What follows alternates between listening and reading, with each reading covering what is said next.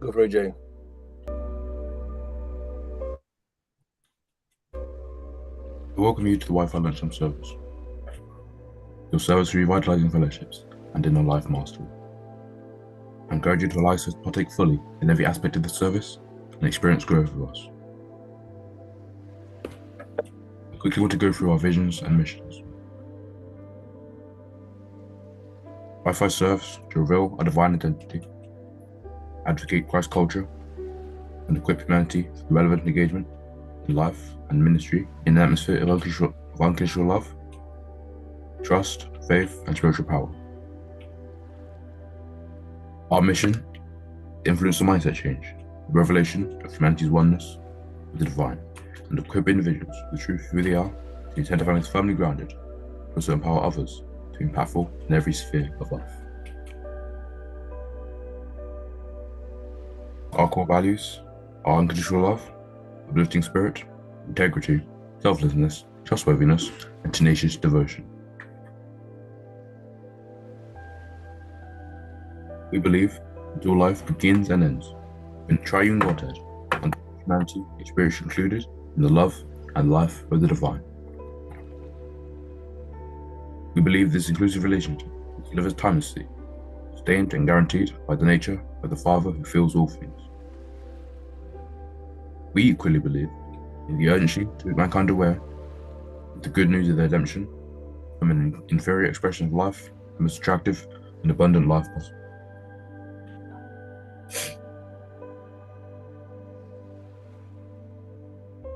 Relax, take a few deep breaths, and let gratitude and thankfulness rise within you. Follow with me as I go through these declarations.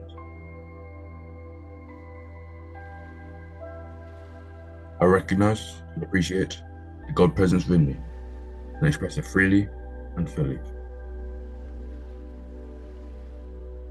Today, my every thought, word, and action is permeated with divine love. My every intention, action, and activity is sourced by divine inspiration. I see with clear seeing and live in the joy of pure being.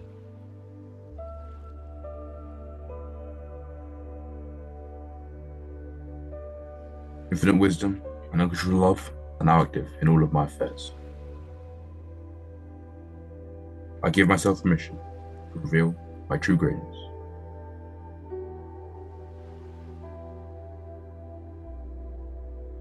Perfect peace fills me with joy and expresses as my life.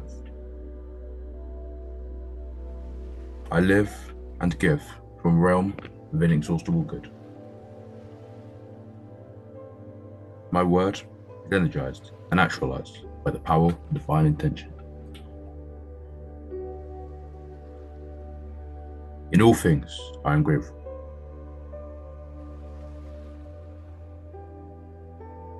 Father, Mother, God, embody and presence of all life. The forces within me now become adjust and attentive to your divine prompting, that I may always be awake to the power of your spiritual presence.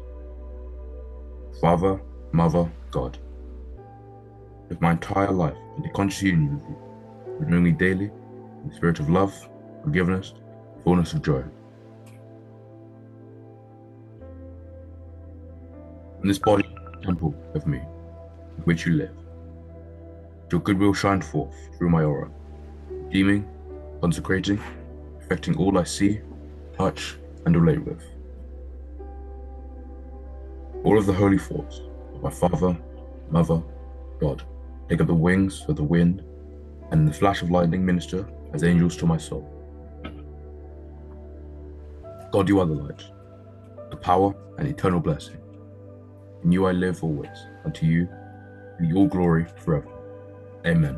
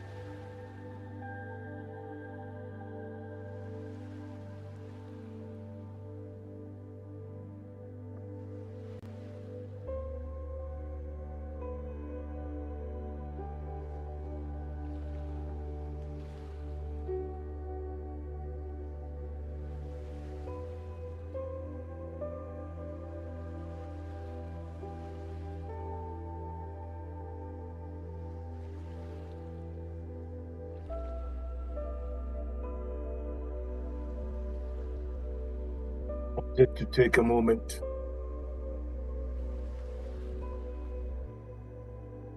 to invoke the presence of Spirit.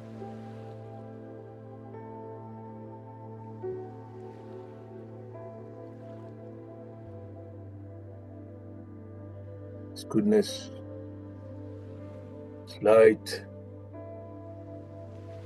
His consciousness, and His atmosphere of peace.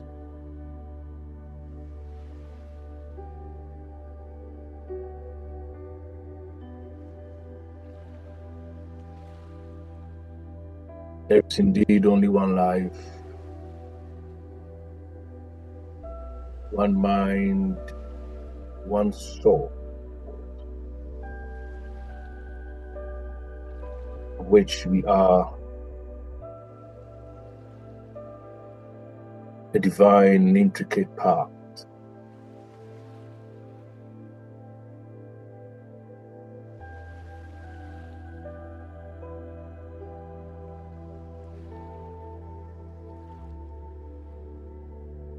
I want you to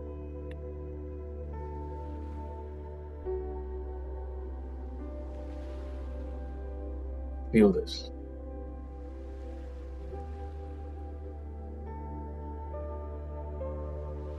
And taking 9 deep breaths.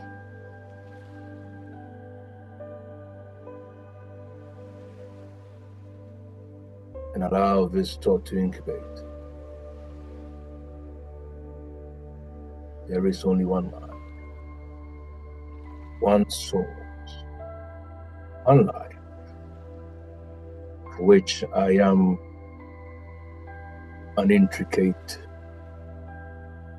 and a divine part.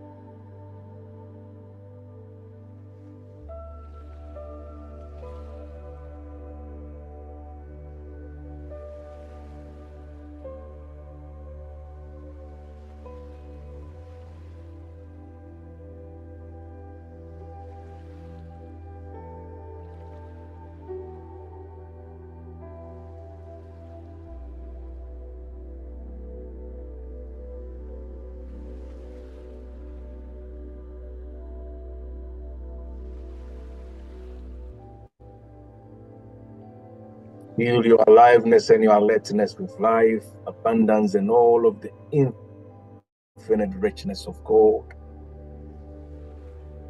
of whom you remain an inseparable part, connected to the infinite presence, magnificence, and power.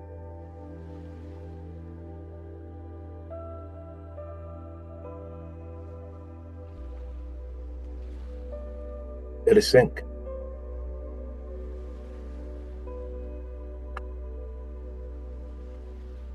Out.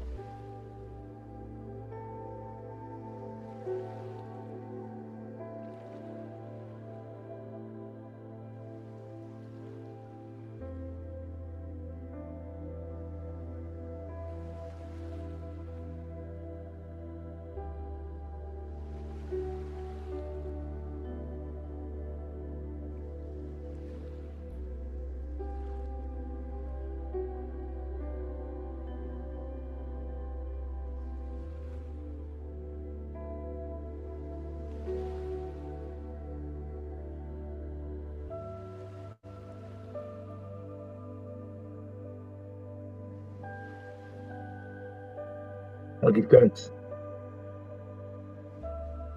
Give thanks. Give thanks.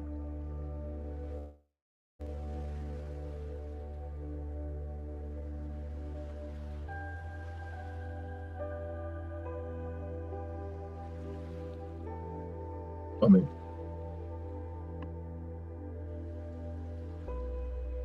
I'm here by myself.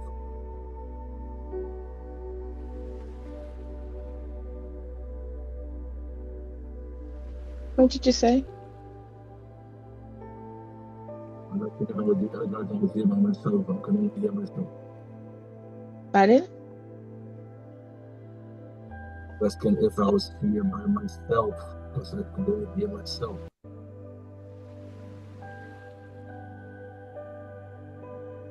All right.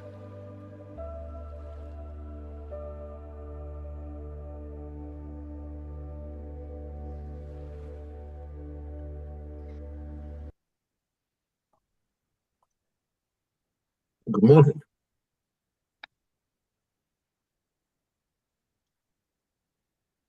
Good morning. Morning. Morning.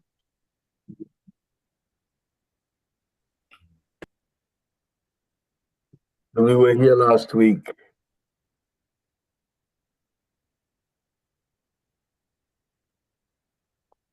Being the first Sunday of John, or what they call it, of the year 2025. Dealing with starting strong and staying magnificent. What did you hear last week?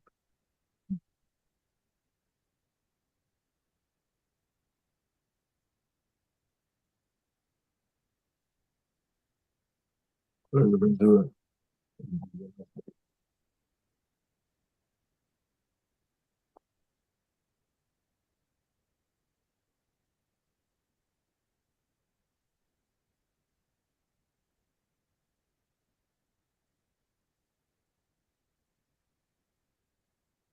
Did you hear?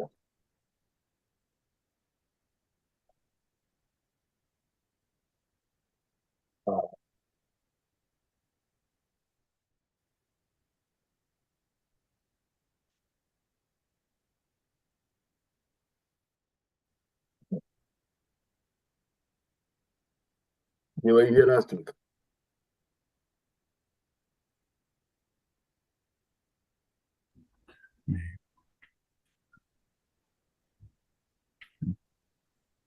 What did you hear? Um, uh,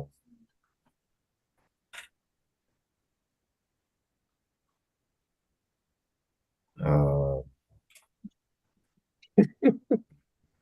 Bulletin. yeah. Oh dear. It's quite shameful, isn't it?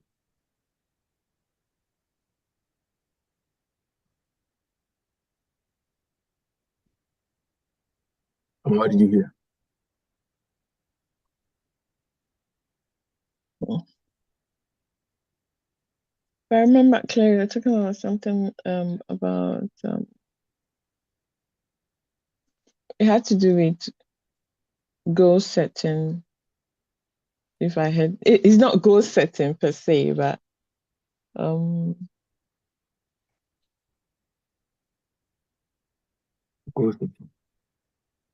yeah, I was relating to that. Maybe that's what I interpreted it to be, but Really?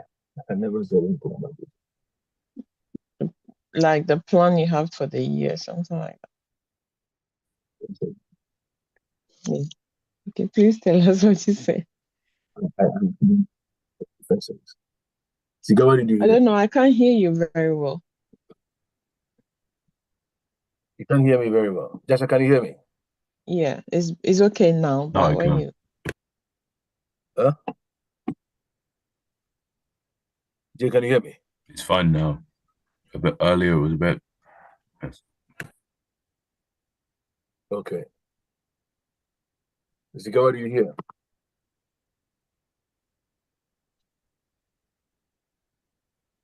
I know you're probably going to type, but what did you hear? Yeah, you can type.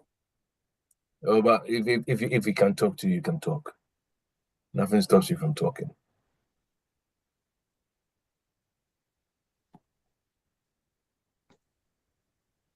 Hello. Hi. Okay. I wasn't live here last week, but I did a playback. Few things I picked up was Us coming to an awakening to the fact that we are not just here to be beneficiaries of life, but we also have got to identify the values and the good that is in us and to give it expression to benefit others around us and in our world. Thank you. Thank you.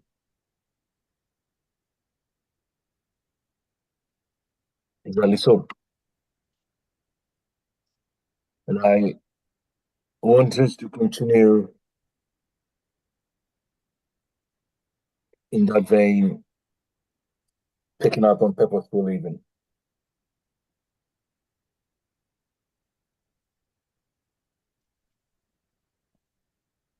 I have come to accept that nothing we have in life, things that we want to call our own, nothing of it that belongs to us.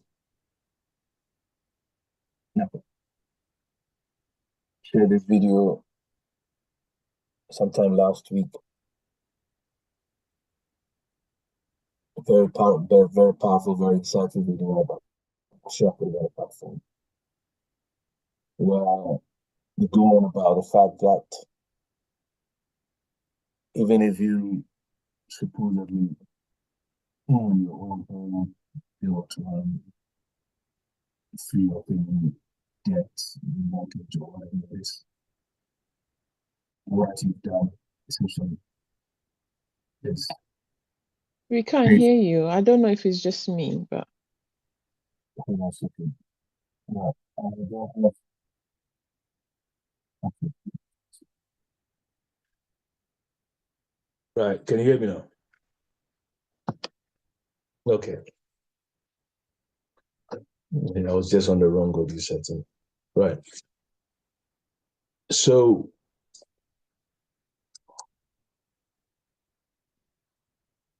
the video was on about the fact that even if we say, for instance, that I've got my house, I own my house, what you have essentially done is the time that you are alive, you've paid for your rent till you die.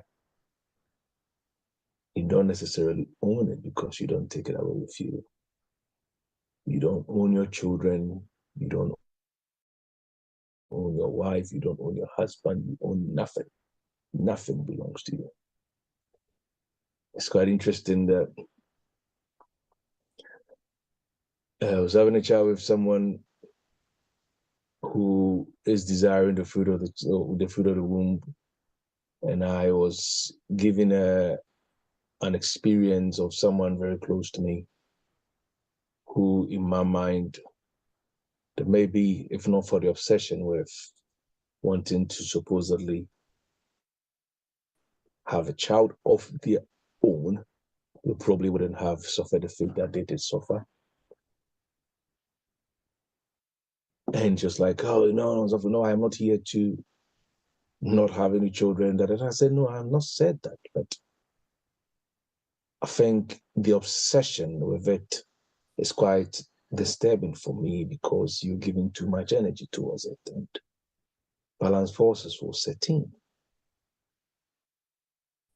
So if it hasn't come, have you considered that there are thousands and possibly millions of children around the world who don't have parents? Maybe. Have you considered getting one and raising them as your own? But we have been cultured to think that my own means it needs to come from inside of me. You see, conditioning, because you even believe and you even think that your body is yours. So it's my it needs to come from my body. All of these conditionings. The body doesn't even belong to you. You see? I was having a chat with someone yesterday, and it was she said, telling me that I said something that made sense to him a couple of days ago when he was sat thinking. A part of him was saying something, And a part of him was saying something contrary or something opposite to it. And I'm like, okay, so it's quite interesting, isn't it? When you are sat there and you're having conflicting thoughts in your mind, oh, I think I should do this. And then maybe I shouldn't do that. Which part of those thoughts are the real you? Is it the part that is telling you to do it, or the part that is telling you not to do it? Or are they both you? If they are both you, why are they divided? See, things like that.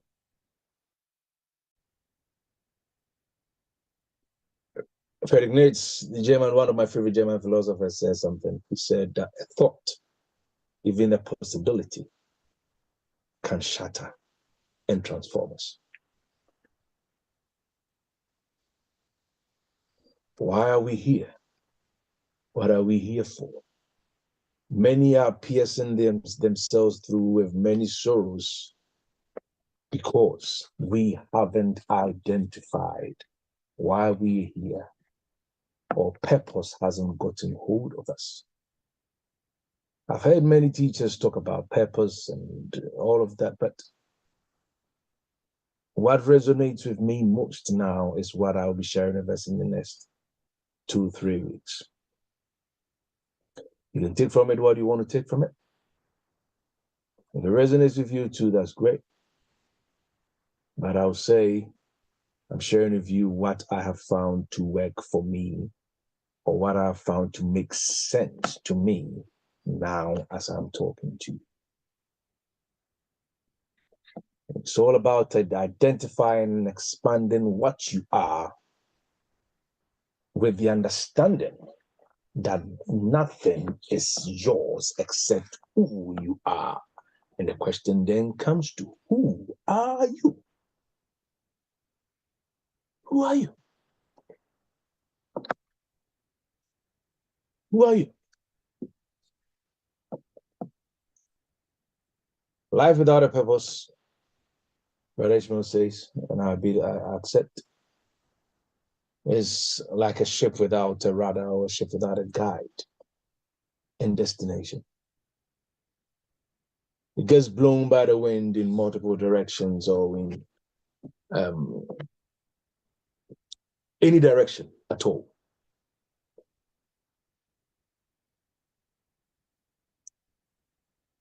So there's every indication, if you look at how humans are made and how we exist, to the effect or to the fact that life is not in any way random.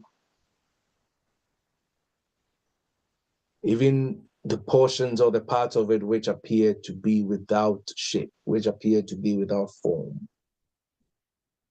are very well coordinated, they are very well orchestrated, just that you may not have an appreciation of what the order of them is. So random life can be considered a wasteful life. See? And Amma mentioned goals earlier on. And I've come to a place where I now stretch it to, it's not even about your goals, it's not even about what you want to achieve, but what those goals and achievements are fulfilling. What are they fulfilling in the grand scheme of things? What are they fulfilling in alignment with who you are? What are they fulfilling?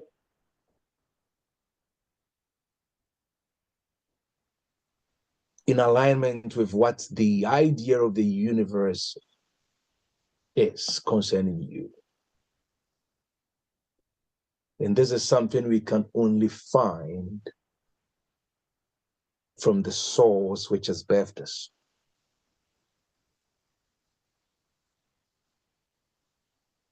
Here's a very simple question.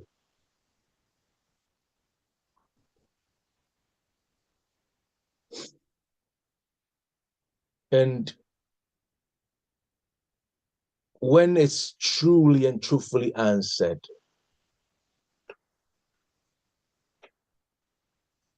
it will help you understand or give you a vision and a meaning for your life. And that's where the transformation comes from. That brings to the point of next when he says that a thought, even a possibility, can shatter and transform us. There is going to come a time in our lives where what we loosely call death will come.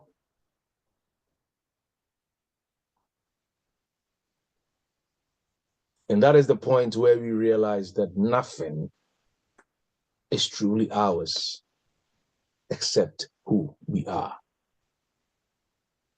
Then if you let your mind right now go to assuming you've come to the end of life and you're about to die, you're about to exit this phase, and all of your life is flashing in front of you. What are you?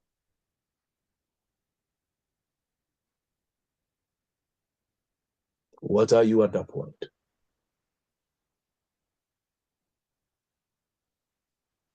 Think about it for a bit, then I'll take some answers.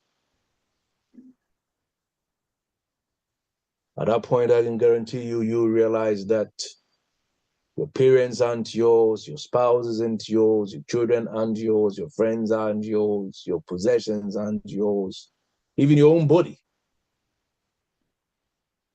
At that point, you realize it's in yours. And all that is yours is what you are. No, I didn't say who you are, what you are. And the question will be, what are you?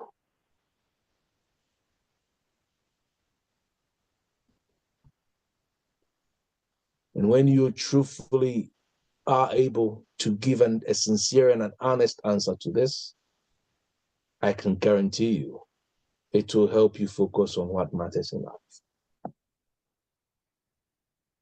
Back in 2019, I started talking about making the main thing the main thing. And it's the one statement, or is the one idea, or is the one thought that has informed my shift the most. I keep saying this, that my sister's passing on was a massive turning point in my life and still remains. It opened me up another dimension of life. And it's made me see life for what life truly is, as opposed to all the other things that we make it up to be.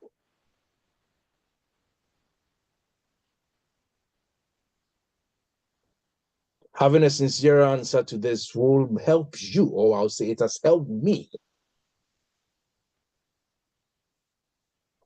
respect my body. I can't even say myself, because this is not, it's not me. I use this body, or this body lives in me. It makes me respect my body and everything that I consider to be a possession, including everyone here, the friendships and the relationship that I have. It's giving me the occasion to put them in the right perspective.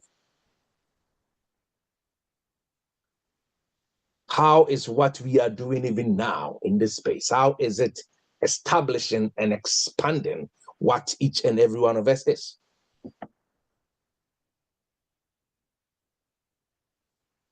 How are the things we consider to have and hold, how do they enlarge and expand us?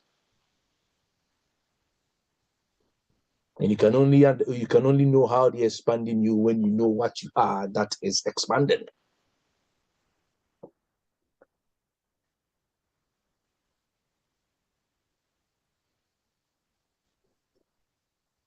How?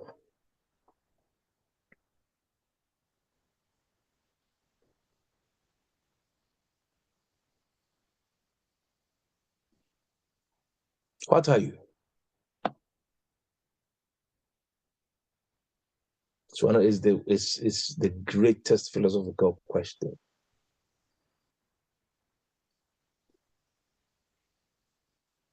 What are you? Let's talk. What are you?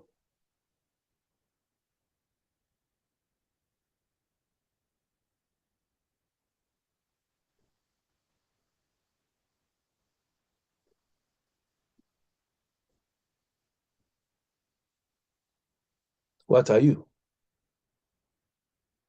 I'm waiting for you. I'm waiting for your answers.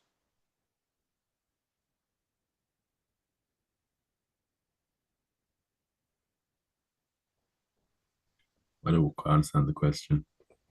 Come again, Jay. I don't quite understand the question. Hmm? I don't understand the question. You don't understand the question. How can you give your answer so I can understand? Okay. So I did say that when it's all said and done,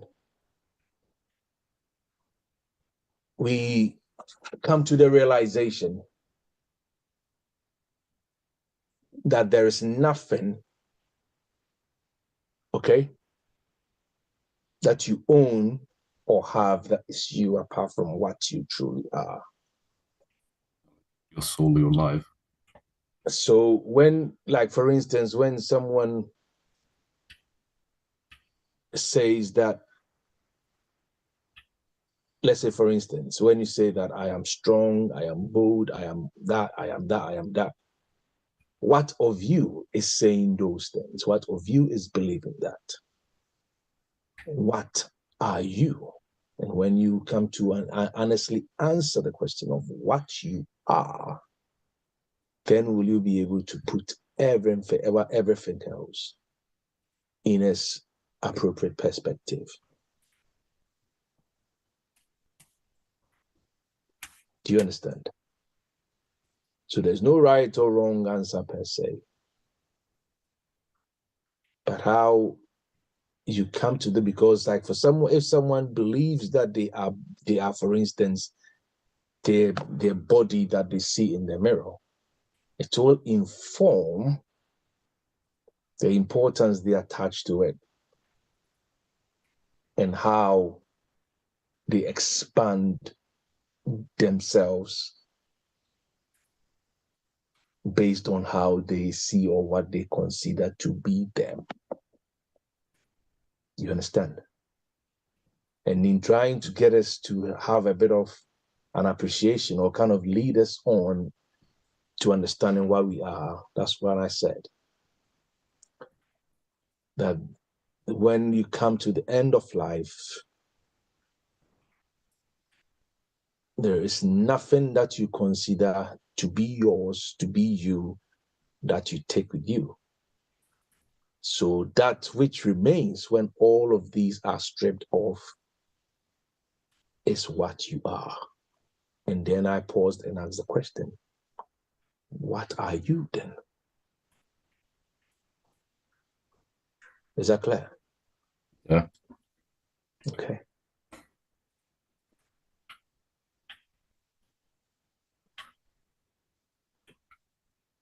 It's important that we get this, because without having an understanding of this, everything that I would say from here wouldn't make sense.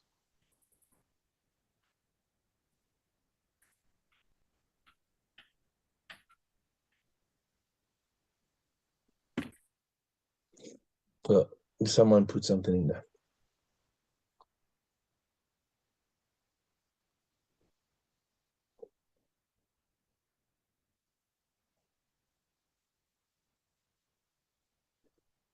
It's saying that I am just a partaker of this blessing called life, and the body that houses my spirit, okay, is supposed to be a medium that permits me to expand who I am here to be. Okay, thank you. Any more?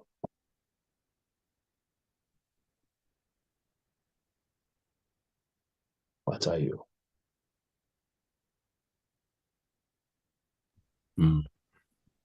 If you believe that when you die, all that's left is your spirit, then I'm guessing that is it. You are the spirit that you are. You're not the body, you're not the wealth you have, none of that. It's just the spirit that is still there at the very end. Okay. So you're talking about the immutability of spirit as well. Okay. Is Samuel with you? He's a mom. Okay. Has he got an answer to supply to this? We were going to say the same thing, to be honest.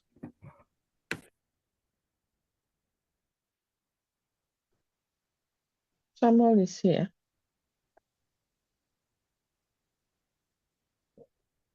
Does he have an answer to supply to that? I don't think he's listening. That's not impressive, is it?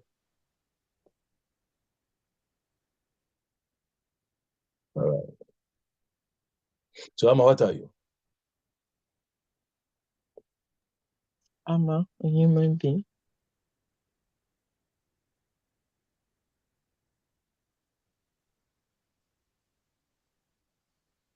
Yeah.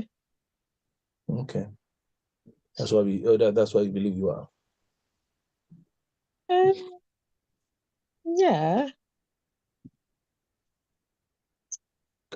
So if unless you want me to answer based on what you said.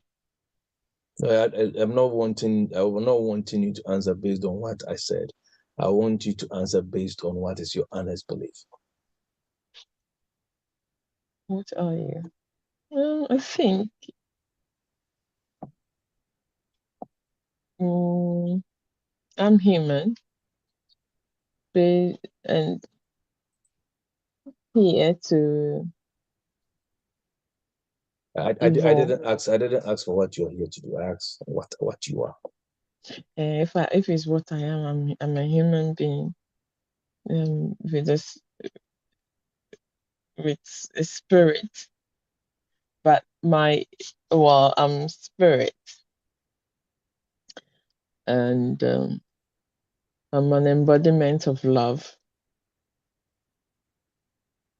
Yeah. Okay.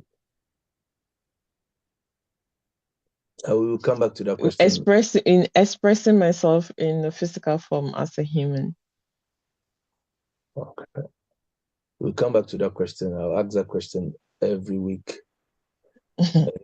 By the time we get to week 3, I'm sure we will have some deeper answers. Okay. So I'll put I've made a note of what everyone has said, and I believe I will encourage you to make a note of what you said as well, and keep thinking about it. Okay. Keep thinking about it. It will bring you to some very good conclusion. Everything we answered, like I've said this before, that everything we have was once someone else's possession, someone else's idea. True or true?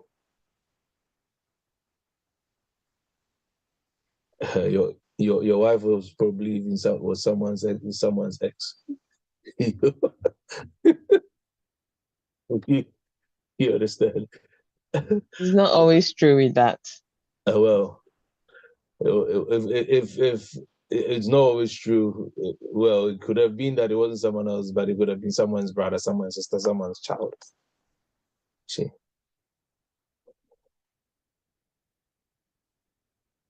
The clothes that you wear, even if someone someone hasn't worn it before, it has still come from someone. It's come from someone's thoughts, someone's idea. Okay. And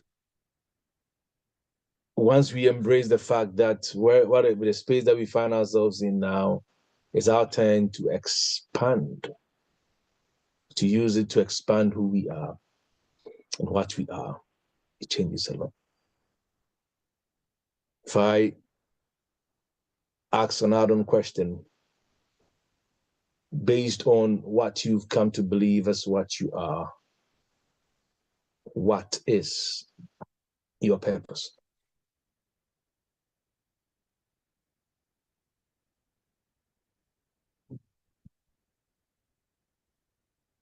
What is your purpose? Because what you believe your purpose is tied to what it is that you are and your reason for being here. What is your purpose? You're talking about purposeful living. And there's an intro. What is your purpose?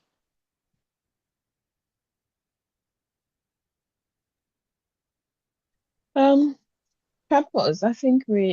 I believe at this moment that we're here our purpose is to evolve. No. Don't talk for yourself.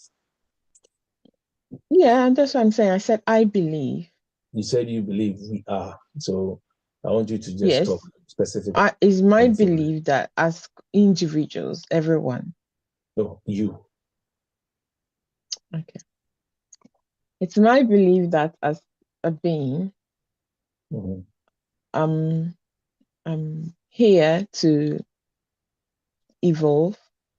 And the only way that evolution or growing my spirit will happen is through this world or this material world that we find ourselves. Because in this material world there is emotion, there is there's the positive and the negative aspects of everything, the polarity of life. So especially our emotions, we have the negative and the positive emotions. So me mastering or evolving, knowing how to live and deal with that, it grows our spirit, it grows us. We master ourselves. And so at the end of the day, when you're able to master and evolve in that aspect, you're able to be a blessing to everyone around you. Yeah. Okay. All right. Thank you. Sika?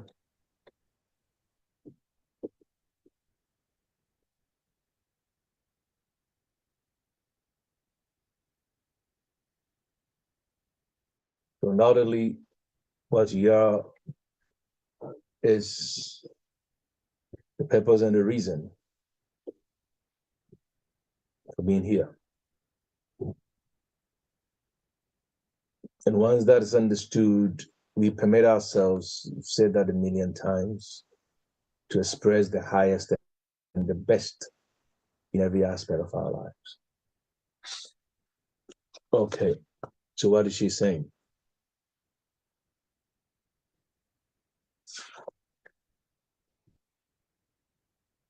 To identify my innate values and enjoy its expression, the beauty of life, grow, evolve, and see how I can allow others enjoy me in that expanded form. Okay. Most importantly, I must enjoy me first. Okay. That statement sounds so wrong in my ears, but yeah.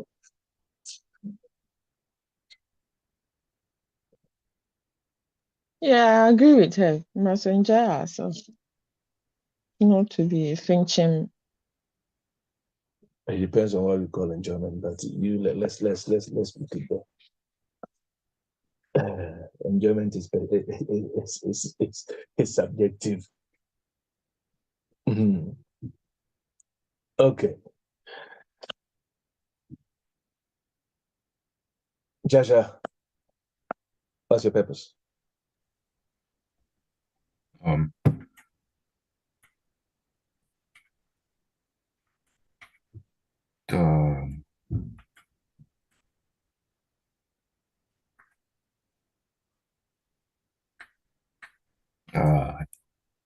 don't know how to answer the question. I don't know what to say. Well, you haven't discovered purpose yet. Is it that you don't understand the question or you don't know what to say? Well, if let's say my purpose is to help the planet and save the planet, then okay. In the end, it will be gone anyway, but we will be useless. It's already going to do much. Because the planet's going to die and nothing's going to exist at the very end. And what I do is probably going to be forgotten. You are bringing in something different. Oh, okay. Okay. Okay. Okay. So let's stick with what you first said before everything not going to be again. So will that mean since supposedly nothing is going to be again based on what you're saying, then it's meaningless. Does it spell a meaningless existence?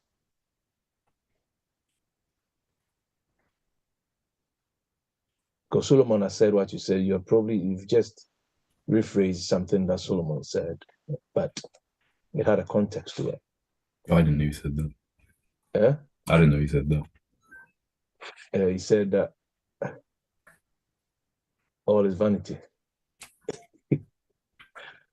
In a context, he was talking about it in the context of material things, yeah. And a chasing under the wind. Okay. But if we understand that the planet as we know it, or the planets, the galaxies, as we know them, have not been created in vain, they have not been created to be destroyed, then, yeah. Interesting. Interesting.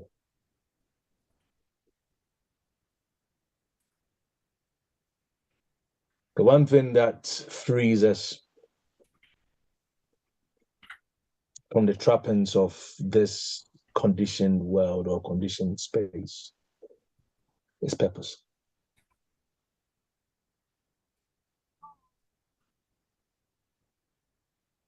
Purpose is that which guarantees us against abuse.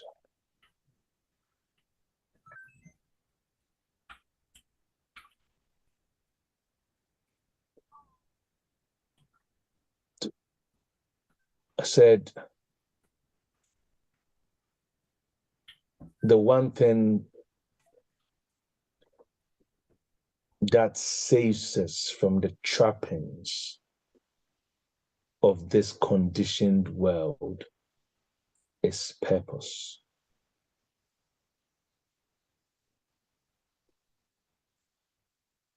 And it's that which guarantees us against abuse.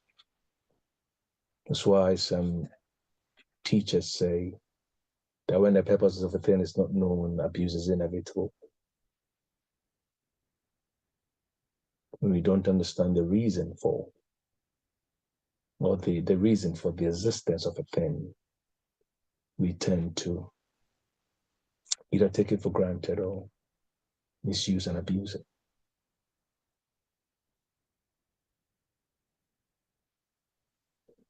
So that's why we're doing this, so that we can free ourselves of the trappings of our conditioning. Everything must be fulfilling something in your life. And if you can't find what the existence or the presence of a thing or a being is fulfilling in your life, you need to release it so that it can circulate to the one who needs it, so that they can use it. Is that clear? Is that clear?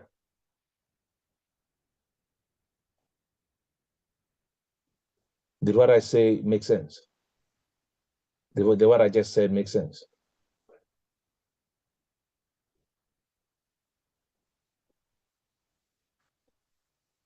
You said almost. Okay. I'll repeat. Everything must be fulfilling something in your life. And if you can't readily identify what a thing is fulfilling in your life, then you must release it to give it circulation and motion so that it can find fulfillment in the life of whoever needs it. An example, this is a natural principle.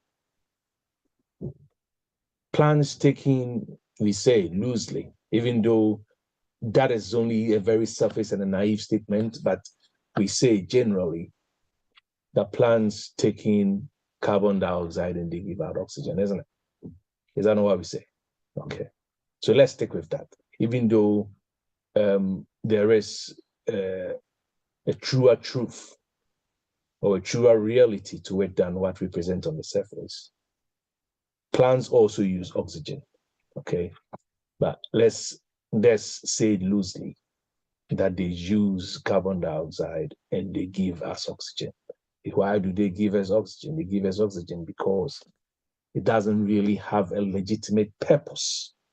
So they give it out, and then those of us who need it can find use out of its circulation. Does that make sense? Yeah. Good. We don't need all the excess, the excreta that comes from our bodies, whether it's poo or piss. Our bodies doesn't need it, so there's no need for it to hold it. We pass it out, and it goes back, gets recycled into the earth as manure for plants and all other organisms that are required to use it. Does that make sense? So it shouldn't just end there. That truism continues in every aspect of life, including your relationships.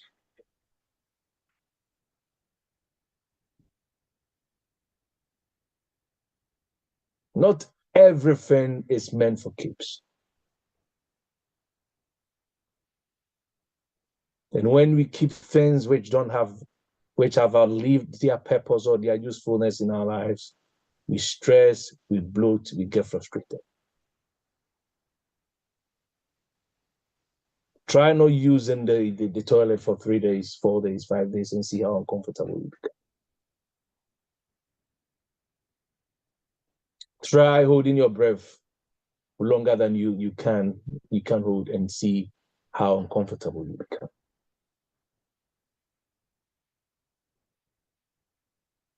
I've said this a million times. All of life is about letting go. Nature teaches us that. That's why we breathe, or life breathes us. We poo, we piss, we sweat.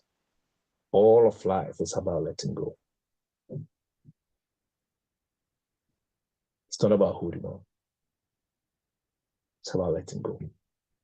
All of life. It's about in and out. You see, try this. When you breathe in, okay? Everyone try breathing in. Taking a breath. And breathe out. Which one of the two is more relaxing? Breathing out. Breathing out. Because breathing in, taking it in, and not giving up, it builds up tension and tension and tension and tension. So you got to release. It's tension and release. That is living.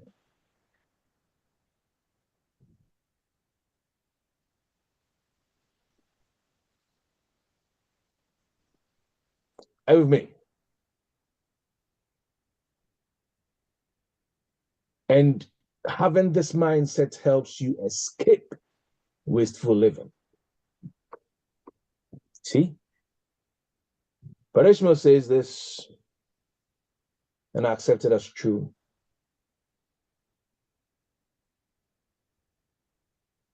That this world has nothing we really need.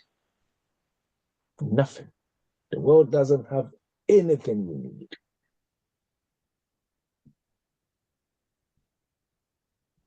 But you and I are all the world needs to fulfill itself.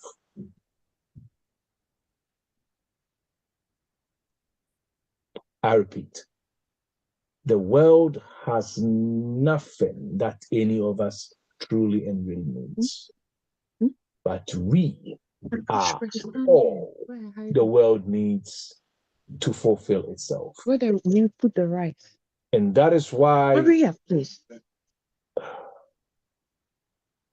And that is why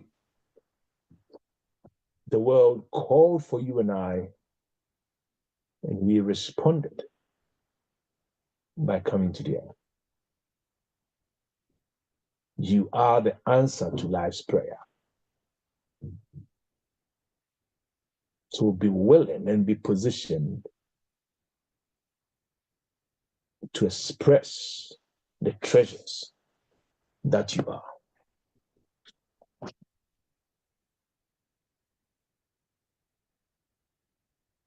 Does that make sense?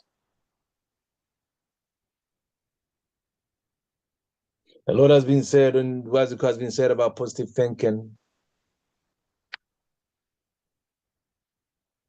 But I've come to accept that it does not work when sabotaging fears and shades of doubt or you are when we are in bed with sabotaging fears and doubt.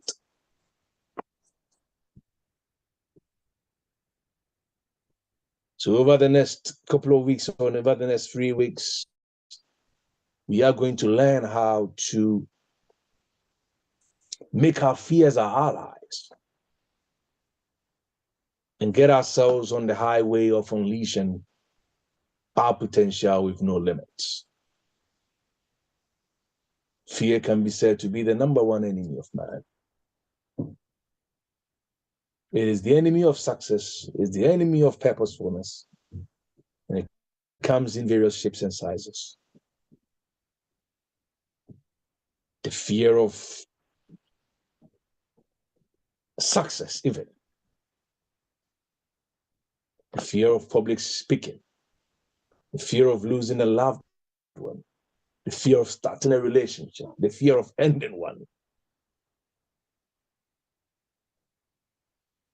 The fear of being alone. The fear of being or feeling unloved. The fear of starting a job. The fear of losing one. The fear of poverty. The fear of intimacy. The fear of sex. The fear of even getting pregnant. And the fear of a divorce. The fear of not having a baby. The fear of having one. The fear of having children. The fear of barrenness. The fear of beginnings. The fear of endings. The fear of ghosts. The fear of death. The fear of living. The fear of being by yourself, being on your own. The fear of even joining a group. The fear of being or associating with Wi-Fi because people will backlash you. The fear of war. The fear of peace. The fear of making friends. The fear of natural disasters. Fires in California. The fear of losing weight. The fear of gaining weight.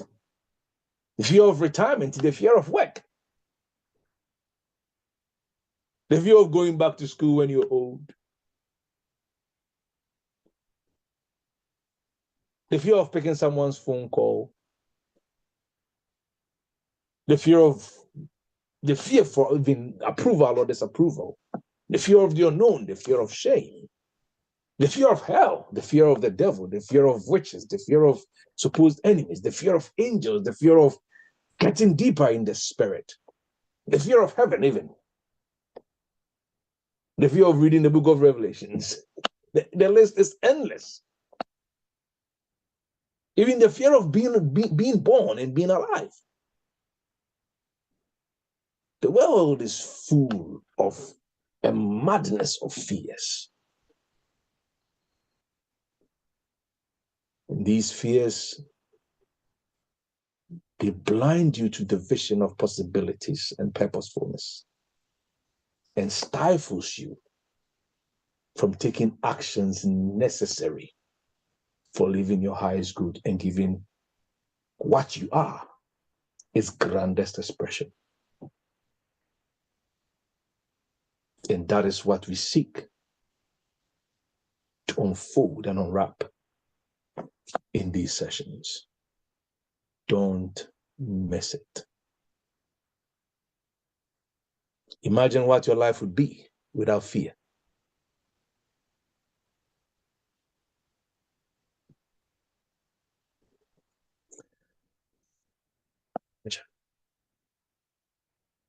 Just imagine. But I want to end by letting you know and understand that all of these are beneficial. All of these are parts of us. They only become a problem when we don't understand and know how to use it as tools for our highest and grandest evolution. There's nothing good or bad, Einstein says, is thinking that makes it so. Knowing how to use everything we possess in a way to better and balance lives is why we are here. Everything that we need for our growth, everything that we need for purposeful existence is already available to us.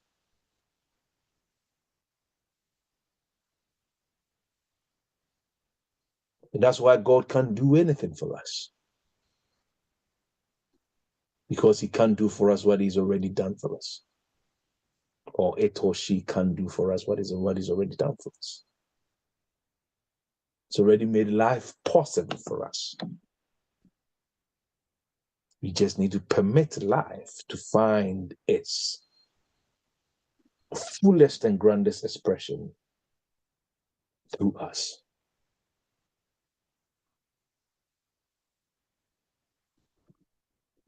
At the back end of this, I've said that this year I'll take time and we will deal with emotions. Because by knowing how to handle our fears and supposed negative emotions, then and only then can we create a cycle of possibility in our psyche. It is possible to experience a shift from this mirage of fears and phobias into the zone of purposefulness and possibilities. And I pray that this year becomes that year that you experience that massive shift and transformation. Shalom and life to you. Are there any questions?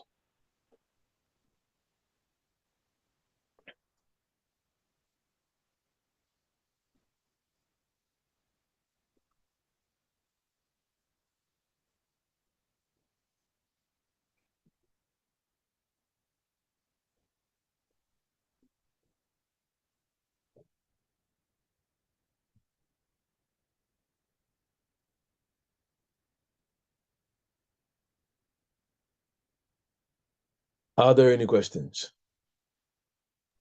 Not from me. Thank you, sir.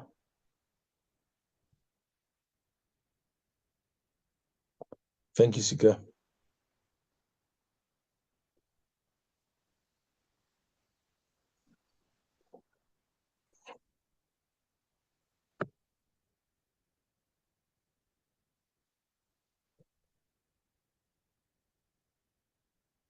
So no question, we have nothing to add.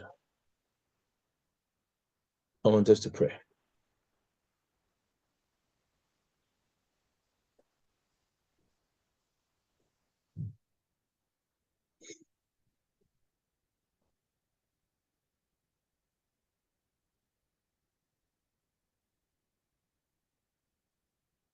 So hold on 1 second.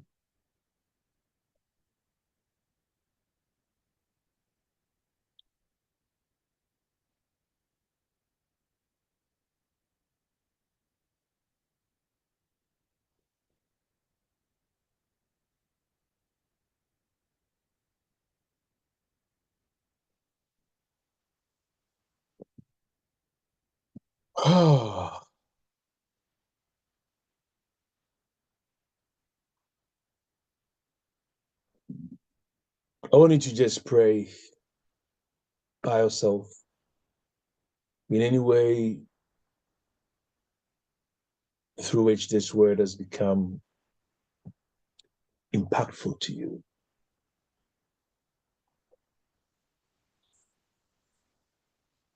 Just celebrate this. And as I said, when good word comes our way, be encouraged to seed into us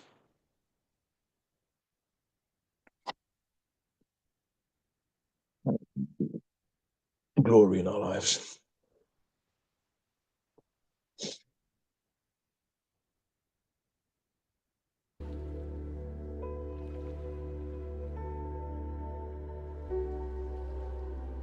Just think on this.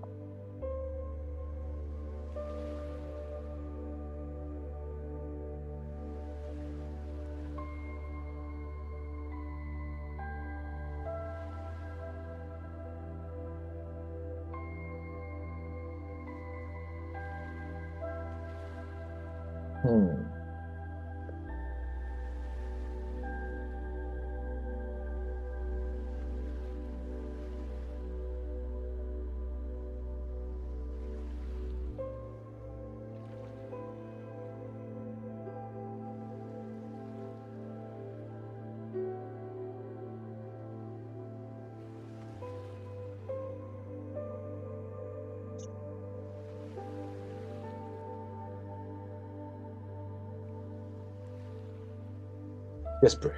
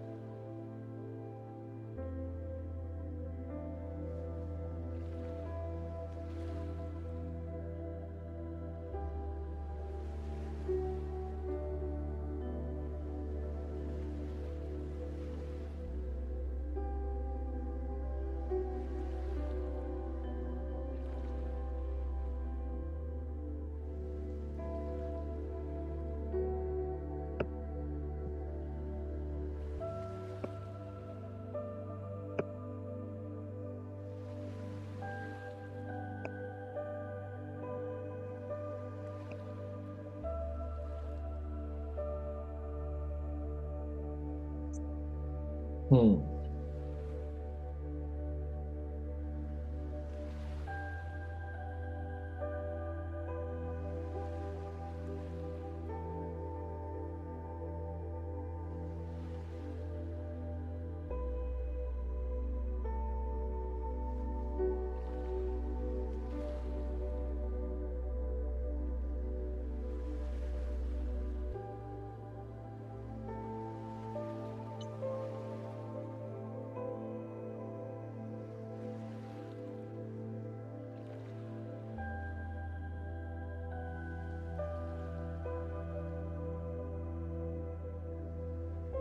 I want you to, at the sound of my voice,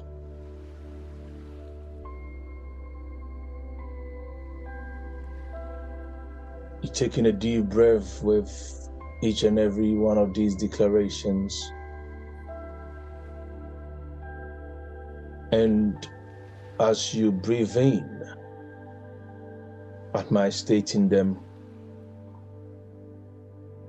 you let it re-echo in your soul. And as you breathe out,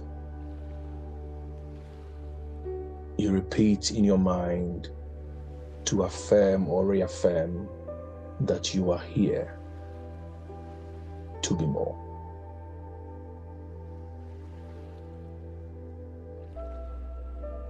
I am here. I have arrived home. I have responded to life's call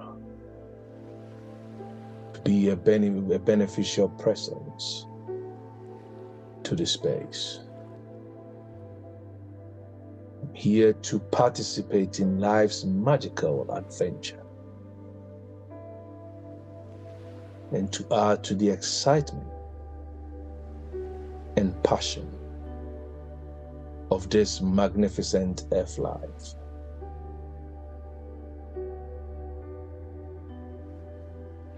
I am here by the collective power of the entire universe to make the presence of cosmic good felt on this earth.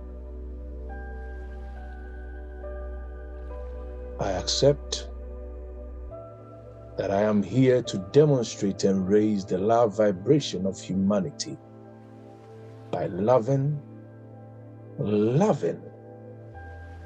and loving until I am the love that every human feels.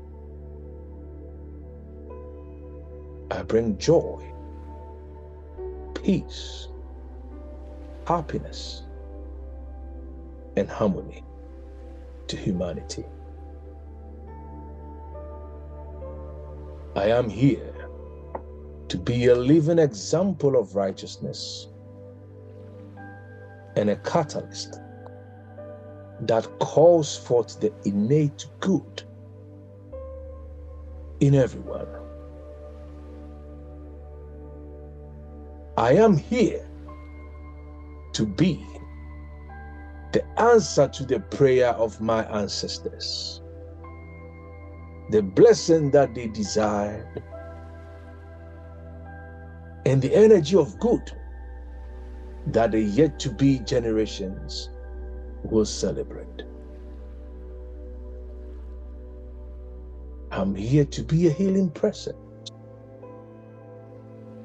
that restores the brokenhearted to wholeness, the hopeless to hopefulness, and the unloved to unfeigned, fulfilling love.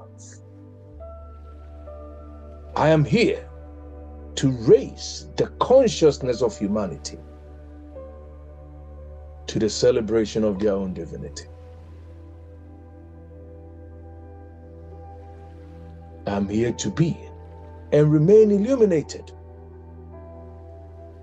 and to be the invitation of illumination in humanity. I'm here to be wise and to evoke wisdom to its fullest expression.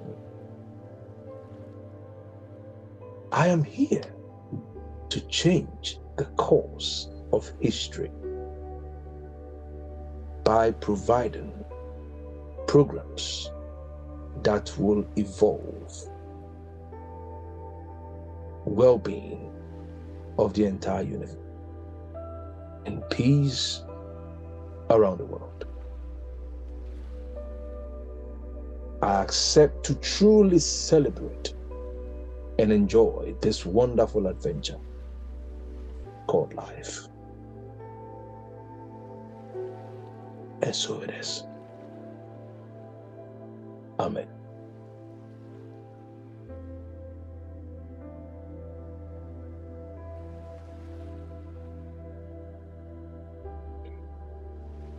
Shalom and life to us. Bye-bye. Amen. Bye. Bye, everyone.